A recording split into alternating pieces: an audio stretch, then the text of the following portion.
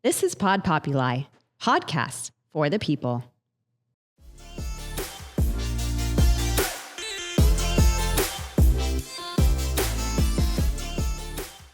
Hi, everyone, and welcome to the Femme Force podcast. My name is Rachael Paskman, and I am your host. And today I am excited to be joined by Rachael Allen and Solveig Petch, who are the branding expertise and founders of Triple Diamond Brand Development.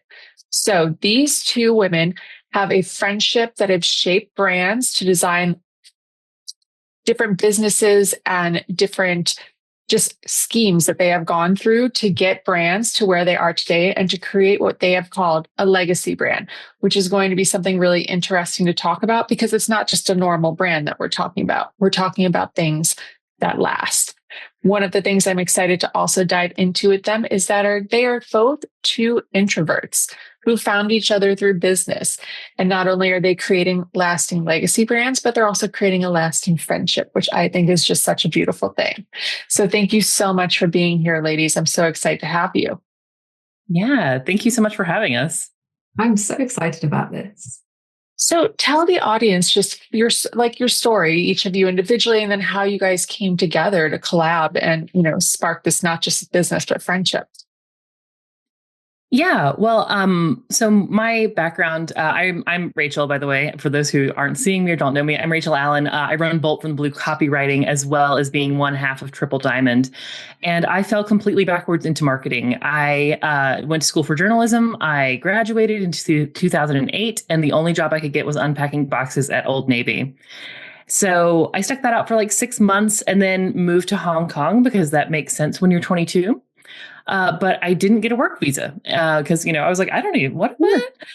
So I'm Googling like how to make money online because, it's 2008. And I came across this job called copywriting. And I was like, okay, that has to be a scam. Like, there's no way anybody would ever pay me to write. And I just took it anyway because, and it turns out it is a job and I really enjoyed it. And I've built a business on it. That's amazing. And such a cool story. And Solveig, what about yours? Well, unlike Rachael, I always knew that I wanted to work in the creative industry. So from a very young age, you would always find me with my nose either in a book or in a sketchbook. I was always making things. I knew that I had to go into a creative career. I went to art college and that was great. I enjoyed it. Some of the best years of my life, but there was like a missing piece. And so I thought, I think graphic design is probably for me because it's more like it's creative, but it's also business. And I was researching graphic design degrees, going to open days. And then I stumbled upon this study program called design management. And it was like everything just clicked into place then because it's that intersection of strategic thinking and creativity and like mashing it all together. So that's what I went ahead and did. And I've had a pretty varied career. I didn't get a relevant job for the first couple of years. So I did all sorts of odd jobs. A lot of us didn't. It's okay. We're all been there. I'm so glad it's not just me. But then finally I landed a job at a big international corporation, but at their offices in the UK. I spent a couple of years there designing labels and packaging for some of the biggest brands in the fashion industry, which was fun. And then I broke up with my significant other, moved back to Norway, found a job at a tiny little agency in my hometown, only to find that a year later they were going to close down. And so I was just thrown headfirst into entrepreneurship. I never thought I had an entrepreneurial bone in my entire body. But then I co-founded a design agency with my then colleague. That went tits up, if that's okay to say on your Love podcast. That. Do it. After 100%. 7 years.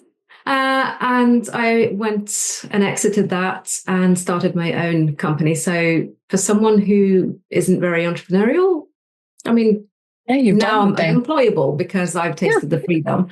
And I've been doing this creative thing now for 20 odd years. So That's amazing. And like, what a great like stepping stones that you like took to get there. And like, it's not a ladder, it's a jungle gym. And then you guys collabed on a project. That's how you met, correct? Yeah. So I had a client who I was doing some fractional CMO work for, and she was launching a legal tech company. And as part of that, she realized, oh, actually, I need to launch a law firm as well in conjunction with this legal tech company to keep everything, legal. So I do the word element, I do the word strategy, but I needed a visual person. And so, of course, like Petchy and I had known each other for 10 years, maybe. Like we had been in the same internet circles and just kind of stared quietly at each other from the corner. And then I sent her an email like, do you think maybe you would want to work with me on this? And she was like, yes, please. Can we do it? And it ended up being this incredible project. I mean, and that's amazing. And that sparked like a working relationship for you guys. And did you just find that you like worked really well together and you're like, wait, this could actually like, we're yin and yang here. This could work together. Yeah, I mean, I had a hunch that it was going to work, knowing Rachael and what she stands for and everything. But I think it was like 2 minutes into the first call with our client that I just thought, hang on a second, is it just me or are sparks flying here? There's something in the room that I just can't define. We love a work romance. A girl's work romance. Exactly. And it felt a little bit magic. Mm. And the project went really well. Client was really happy. They even we won a design award. Like we got recognized in a design award. And then afterwards, I was like, okay, that was really good. I really, really want to do that again. And so I waited a few weeks and I was like, do I really want to, like, dare I ask her? And I was like, okay, let me just do it. And I was like, Rachael, do you think maybe possibly, because I really enjoyed it, maybe we should make this a thing? And so we did. I mean, I love that though. And then you guys, like, you officially launched Triple Diamond. What led to you, like, what was your first project together that you were like, we're going to do this together and we're going to make this Triple Diamond? So the legal one was we kind of came together and formed it on the fly for that. And then since then, we've done some work with finance clients and just a couple different like industries, but we tend to fall into these sort of high context industries. But we say that Merriweather was really our first. That's what we think of fondly. Oh, I love that though. But like, what a good story to tell. And what's the meaning behind the name Triple Diamond? And like, I know it has a lot to do with the philosophy of your approach to marketing. So talk a little bit about that. Oh, this is one of those unexplainable moments, isn't it, Rachael? Because we were on a call trying to figure out what do we actually call this thing. We started brainstorming a little bit, talked about like, well, we wanted to do legacy branding. So what is something that is lasting? And then we thought of like, well, diamonds, they're forever. And that ties in just really beautifully with a design methodology called the double diamond methodology, right? Which is basically, I'll try and explain it really, really quickly. You're good. When you're working in design, first you start fairly broad, then you narrow it in, then you diverge again, and then you converge again. And that creates like this double diamond shape. And we were like, well, what if we add a third diamond? Because there's Rachael, there's myself, and then there's our client. And Triple Diamond wouldn't be a thing without either one of those. No, it doesn't. I mean, the clients are a big portion of that. So it's nice that you're involving them in like the overall philosophy, not only of your company, but of the process that you go through with them. So like keep them involved. That's a really big deal. Yeah. We both, another thing that led us to form Triple Diamond was we've both had to clean up after a lot of design agencies that just don't care about the client, and they'll show up and they'll send them a questionnaire and then like never talk to them and just be like, here's your fonts and colors.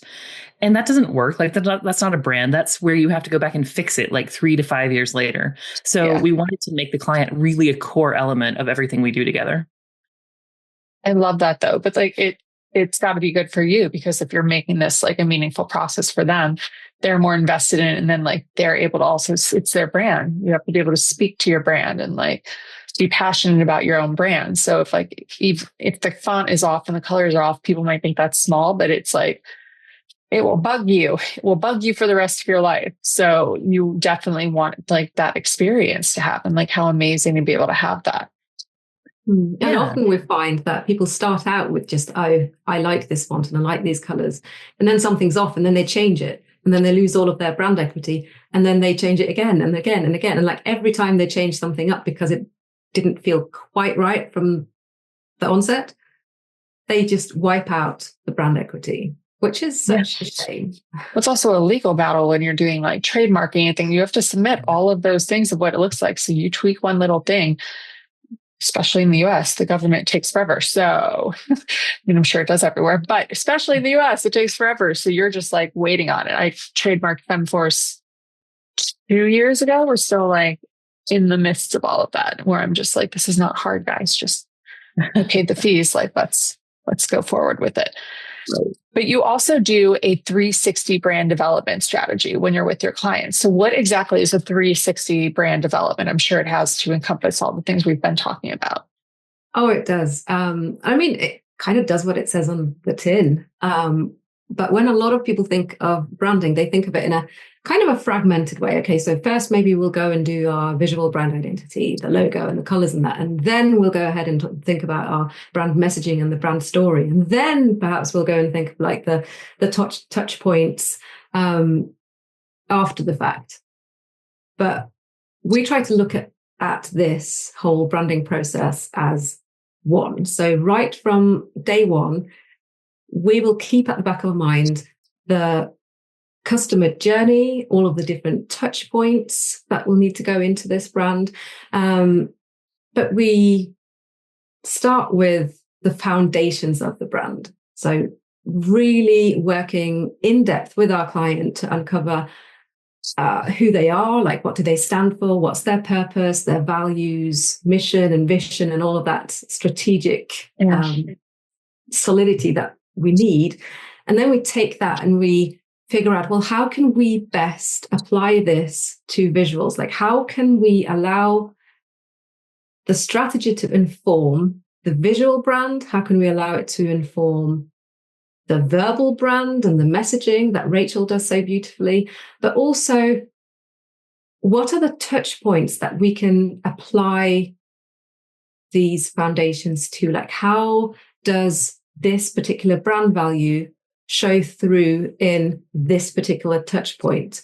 And we're not just talking, oh, there's a shop front, there's a website, but there's like all of those tiny little details that most people don't really think about, like down to your email signature. How do you sign off your emails? How do you answer the phone? How do you welcome new employees into your team? Like, all of it. How do you make it a 360 experience? So all of the senses. It's implementing it across every single little nook and cranny. Mm-hmm. How you answer the phone is such a good point too. Like, how would you do that? How does it fit into your brand? But you wouldn't think about that.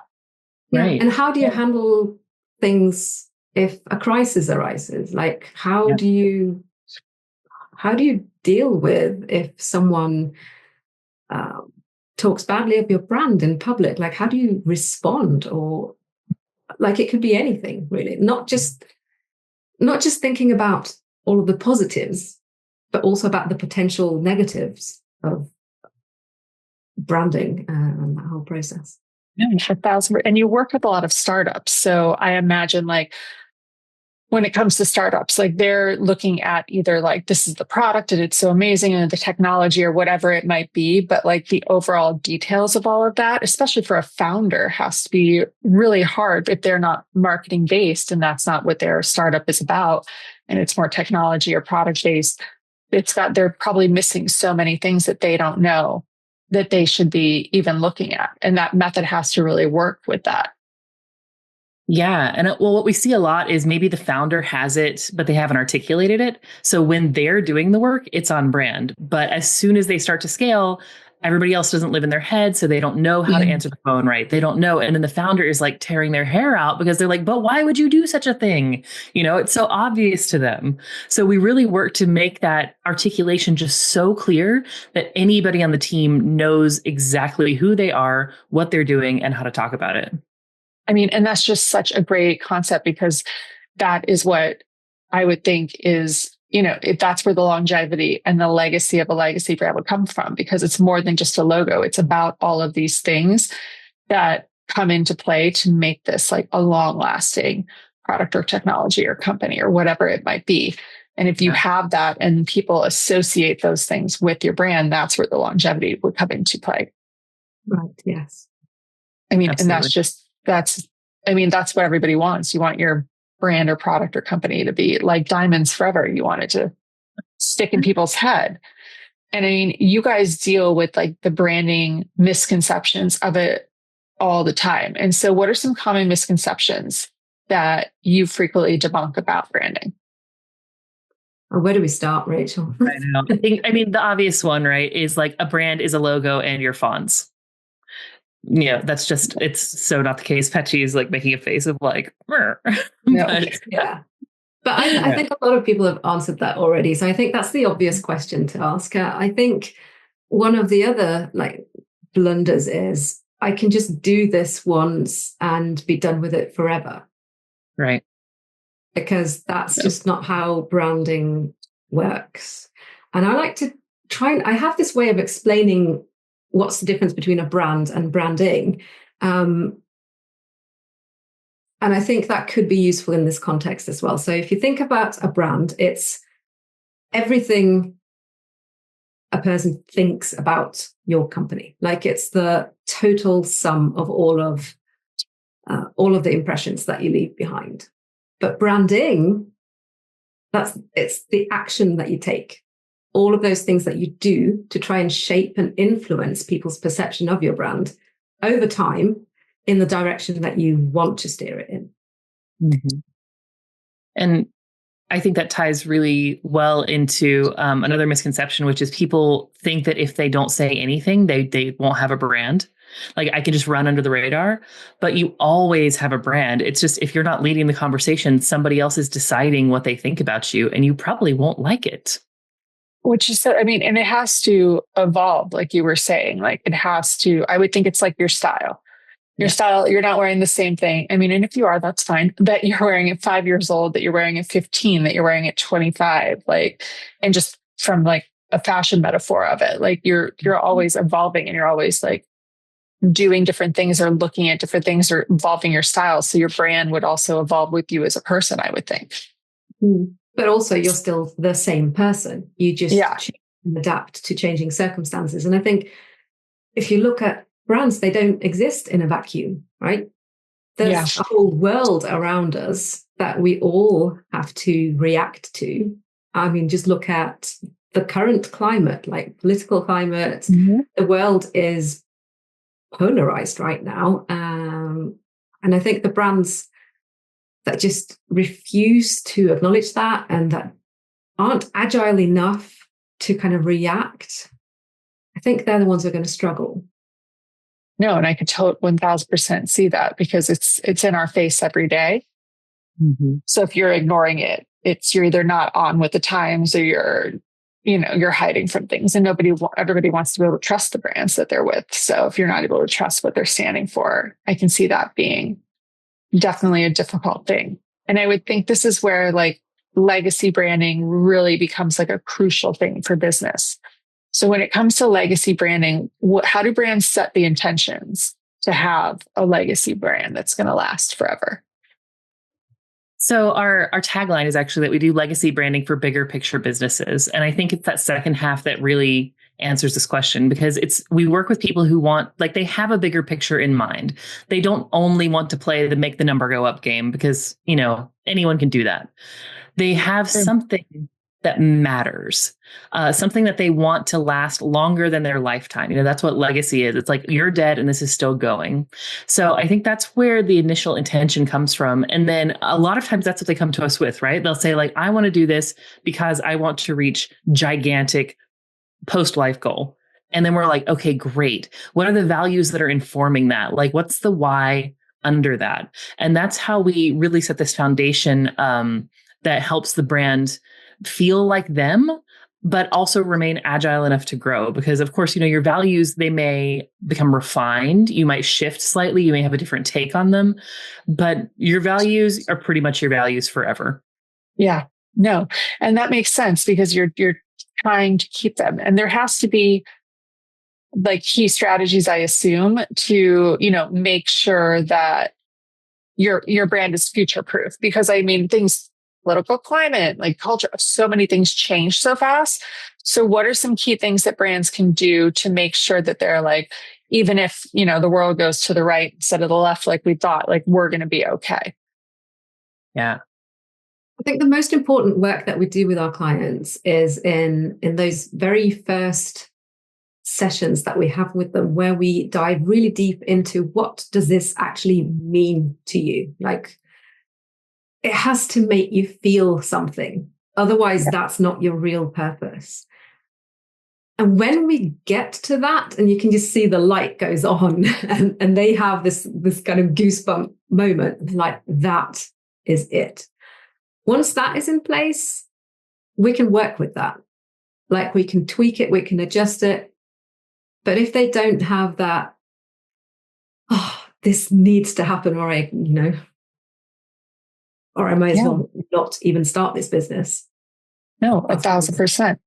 Mm-hmm. And I mean, do you feel like when the brands are, in the midst of this, and it's really how they're presenting, like their stability in what their branding is, to be able to work through these tumultuous times and understanding what their branding is? I've like you said, it's not just the fonts and the colors, but it's so much more. So I would feel like they have to be very immersed in that. Absolutely. And that's something that we coach our clients in as well. We talk about, okay, this is your brand, but it's not simply a playbook. It's not that, we always do it exactly like this and our words are always these phrases. This is who we are. And that way, when something does come up, you're not having to maintain like a facade or something that's untrue to you. Or what we also see people struggle with a lot is they have to try and create a brand like on the fly when they're already in the midst of crisis. And that's just terrible for everyone involved. It never works. Well, you would be stumbling, I feel like, over what you're doing and like not able to, recall what you said in the past or changing it on the fly. Yeah, it's like having to create a personality, and that's so much work, and you're never going to do it very well. And there's going to be lots of cognitive dissonance and loss of brand equity. So that's why we really get back to like, okay, what will always be true about this brand? What will you always know that no matter what comes at you, you're like, okay, no, like I believe this, I know this, I act like this. I mean, and that's just and it will last. Therefore, that's how you become a legacy, because it will last forever, because you cannot just talk about it, but you feel it, it. Like this is, it inside and out. And it's what you can't help back to. Sorry, I keep coming back to values and how they really can be there as this kind of North Star or this compass that can guide your actions. And I know a lot of people, especially in the sort of traditionally male-dominated business world, like values, that's all touchy-feely. Like, do I really need to do this work? Because like, I just want to get down to business. And I'm like, well, if you have your values and they're not just for show, but they're actually things that you genuinely care about a lot, they're not just touchy-feely. They are a business tool, because you can lean on them and allow them to lead the way when you're struggling to figure out what decisions to make. Yeah. And that's why it's also so important to get to the real ones, because mostly people come in and they're like, okay, I know my values. It's honesty, transparency, and integrity every time. And we're like, okay, maybe, but probably not. Like, you just saw that painted on somebody's wall somewhere and it looks awesome. Like, what does that actually mean to you? So, for instance, in the case of our work with Merriweather, they ended up having a vision statement of better law for everybody. And that means something. When you read it, you're like, oh, I know who these people are. I know what they care about. And I instantly know whether they're right for me or not, in a way that like honesty, transparency, and integrity is just never going to get you there. No, because it's mundane. That would be my word for it. It's mundane to the point of like, where is the personality in it? Where is that like personalization and that little niche that's going to click with a client or with somebody who's looking to purchase the product that you're like, this is like, oh, I get this. Yeah. And I get that urge to stay safe because you don't want to ruffle any feathers, right? So you're like, okay, I'll just pick this. But one telltale sign is that like, if this value could be any brand's value, it's probably not the right one. Do you feel like that's why the small business market has really probably exploded over the last 5 to 10 years? Because like you're feeling more in touch with the person who's making the product or the person whose brand this truly is, instead of going with like huge franchises or these huge brands that like you don't know that much about. Like, you know who they are, their household names, yes, but that's because they've been here so long, but you have no connection to them. And like, I'm more likely to buy from a small business if I know it's a small business, just for that matter. But then once I'm in a brand and like looking at their website or on their content and I'm like, oh, I love this. Like, I want to purchase like everything that they come out with specifically just because of like what they stand for. Do you think that's really affected in the last 10 years on how branding's like come into the forefront? Absolutely. There's a huge shift in that direction. There are actual numbers and actual studies that have been conducted on this. And I can't remember the exact number off the top of my head, but I think it's something like 83% of consumers, like 83%, that's a lot. It's a high number anyways, state that alignment with a brand's values is a key deciding factor for them when they decide where to spend their money. And I think just to piggyback on that, something that we're seeing like forever, I mean, for the past, 60, 80 years, objective correlative marketing was really the thing, right? Which is like, if you buy this thing, that will make you like this. If you smoke Marlboros, that makes you cool. If you buy the car, that makes you fancy. And we're moving from objective correlative marketing into relationship marketing. And you're seeing that with small businesses because they have a natural advantage with it. But even the larger ones are trying to make that type of feeling, like if you look at the Coke campaign, which is like, have a Coke with Rachael, have a Coke with Petchy. It's trying to make that relationship feeling happen because that's where people are going. I love that you brought up the Coke campaign and I think this is another example that you speak of so well, Rachael, but it's most of our clients that we work with and most of the businesses in the world aren't Coca-Cola. They don't have Coca-Cola's budgets. And so they can't do the whole sort of spray and pray, just bombarding the market with messaging and adverts. So they have to choose a different approach. They have to go deeper and more personal. Mm-hmm. Yeah. And that's why this is something I say just all the time in interviews and essays and forever, but I just want everyone to understand this. The typical marketing and branding advice is like, be the loudest person in the room and be everywhere. But when you do that, literally all that does is put you in an arms race with Coca-Cola, and you are never going to win that race. You're just not going to have that budget. Well, no, and you have to like know that from the beginning, especially as a small business. Sometimes you have hardly any budget, if none at all. Right. So it's really, social media has to play a huge game into that, and having that free capability to free market yourself and create that, again, creating a personal brand for your product or your technology. Like people can relate to that. And they're, if you follow a journey, I'm so much more likely to be like, oh, I follow this person's journey and they finally launched. Like, I'm going to purchase this because I've been following them and I just love what they stand for and like how fun they are or whatever it might be. Yeah, absolutely. And I think the market itself is so jaded as well on larger brands. I don't think anyone feels especially amazing about them right now. And so it's really an advantage that smaller and newer businesses have. I mean, it's a phenomenal time to like see how this is all going to adjust, and especially in the next couple of years, given tariffs and the economy and how this is going to work. And we're in for, an awakening in every sense of the word, I think. Yeah. I've actually seen a lot of smaller business owners fall for that whole, you have to be everywhere with all the messages, like. Oh, especially now, because there's so much chaos and panic and everything. Sorry to talk over you.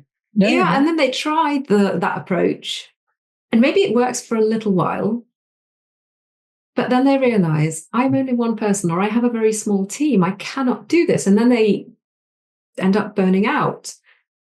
I've seen small business owners just literally disappear off the face of the internet. I have no idea what happened. And then later I learned that, they stopped because they couldn't keep doing it anymore. They changed careers, or they're doing something completely different now. So, and that's definitely not how you build a legacy brand. So if you want to leave a lasting legacy, you need to make sure that you do that in a way that is so sustainable for yourself and the rest of the world that it's possible to keep doing it. And consistency.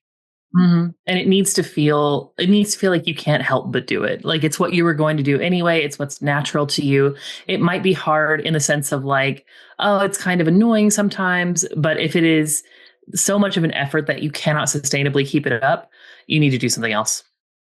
Yeah. And that makes sense. Like if you have to be able to, grow at your pace for what it is and like be able to keep that on track. I think that's so smart.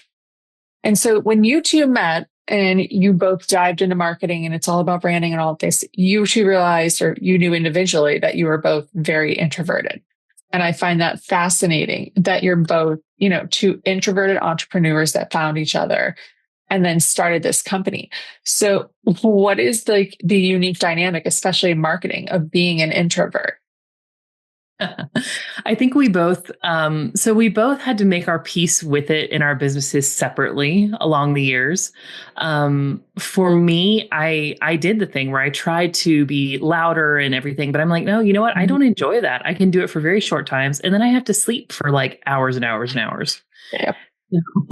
I had to figure out ways to make it work for me. And then I realized that if it's not fun, I'm not going to do it.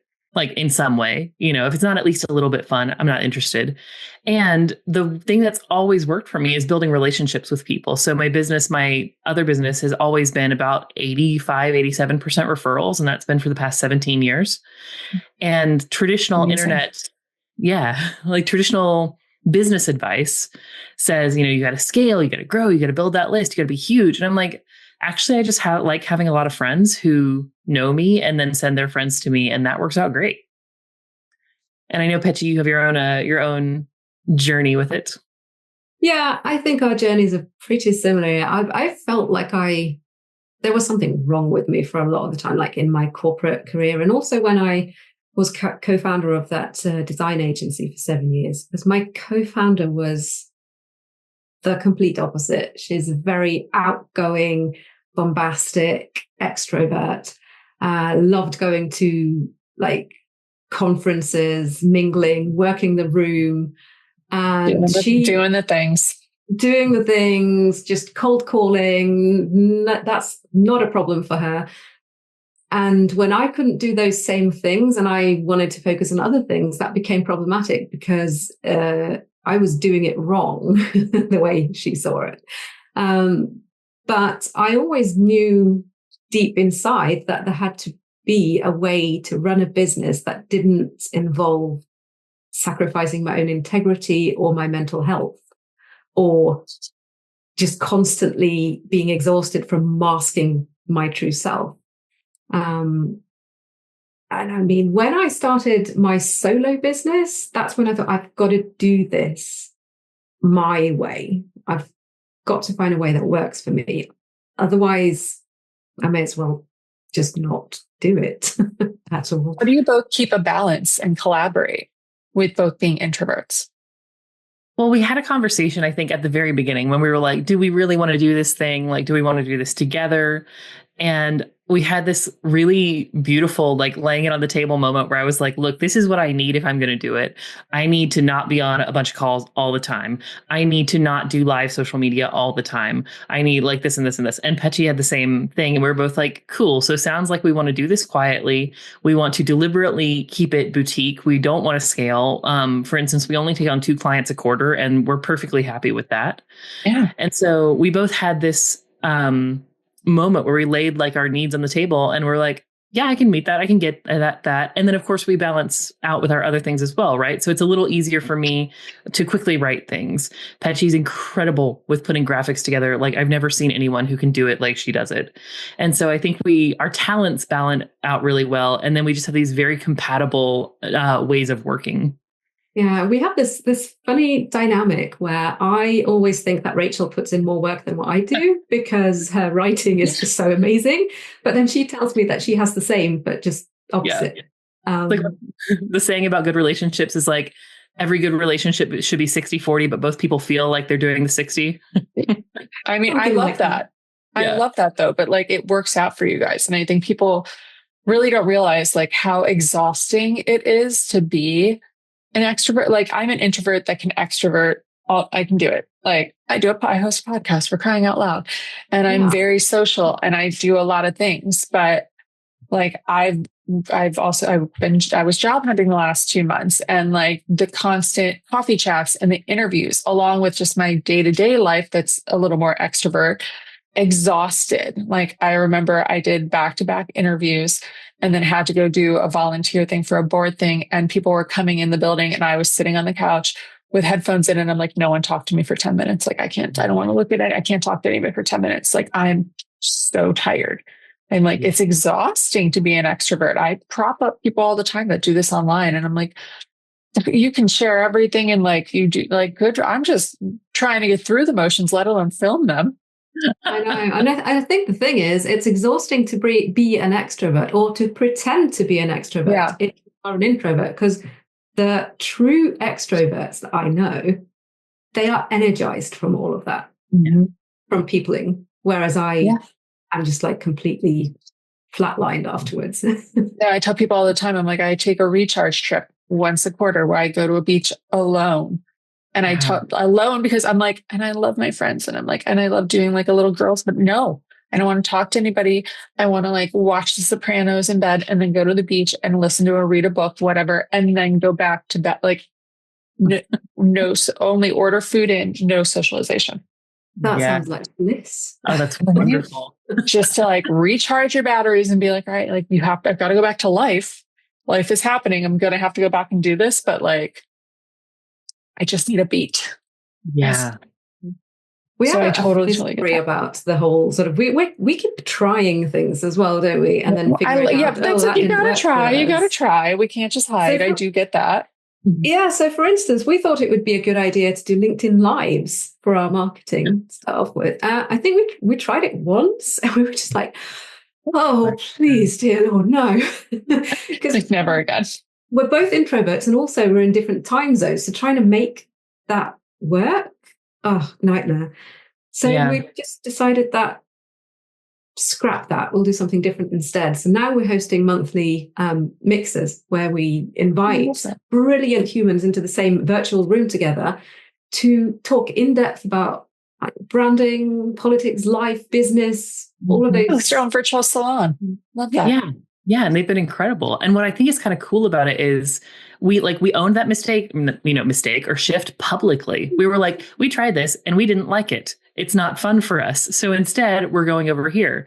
And, people didn't go, oh my goodness, I can't believe, look at that marketing failure. How could I trust you? They were like, oh yeah, I completely track that, but can I come to your salon? And that's worked. I love that though. But like, and that's the authenticity though, where you're like, this is not part of our brand. We did something new. We should all try something new. But like, I also think as we get older, that's like a thing where we're like, it's like, I don't finish a book if I'm halfway through and I'm like, I want to throw this at the wall. I'm like, no, I'm not wasting my time anymore. I don't need to finish this. I don't need to do these things because I don't like to. And then I find that with the mixers, as opposed to the LinkedIn Lives, I actually get off the call and I'm energized rather than feeling drained. And that's always a good sign, right? And exactly. That's exactly what you want to feel like. Well, as we wrap up here, I want to ask you both one final question each. If you could give one piece of advice to your 16-year-old selves, what would it be, but individually? That's an amazing question. I think 16-year-old me was very, very insecure, not very confident at all. And I think the advice that I would like to give 16-year-old me is it's going to be okay, and you don't have to please everyone all the time. It's enough to just be you. Yeah. Yeah. Oh, that's so good. I think so. 16-year-old me this is like a little bit of a weird situation, but I was raised by Christian nationalists, and I'm very much not that now. So I've like had a huge, like, I always was like, this doesn't make sense to me. But 16-year-old me was in this spot where she was like, I think like everybody around me is saying that the world is this way, but I just cannot believe that to be the case. And so I would want to confirm for her and be like, no, you are right. Like, you know what's what, you know when something is off, and you can trust that instinct, and it is going to carry you out of this crazy land and into a life that you really love. I love that though, but like listening to your own self. And I mean, I feel like, especially at 16, we think we know everything, but then we also know that we don't know everything. And so it's like this back and forth in your head of like, we're going to see. But yeah, and then that carries you on. Like you said, it's going to carry you on to such amazing things. I think that's amazing. I want to thank you so much for both being here, and like the work that we've done today, and like what I've now learned about how to build a lasting brand. I think so many people are going to get so much out of that, especially entrepreneurs and women, or those that are just thinking about like, can I do this? And like wanting to jump into something. So tell everybody where they can find you, website, socials, all that fun jazz. We're very easy to find. So the website is tripleddiamond.vip. So that's tripleddiamond.vip. You can also email us at hello@tripleddiamond.vip. We're on LinkedIn and Instagram as Triple Diamond. And we have a Substack too, as also Triple Diamond Brand Conversations. Yeah, we do a podcast there called Only Brands, a revealing look at the backside of business. Very cool, though. I love all of those things. Everybody make sure you go follow it as entrepreneurs, as women. Help support other women, but also just get your fill of like how to build a brand and how to build a lasting brand that's really going to, stand the test of time. Thank you both so much for being here. I really appreciate it. This has been such a fun conversation. Yeah, this has been great. Thank you so much. Thank you.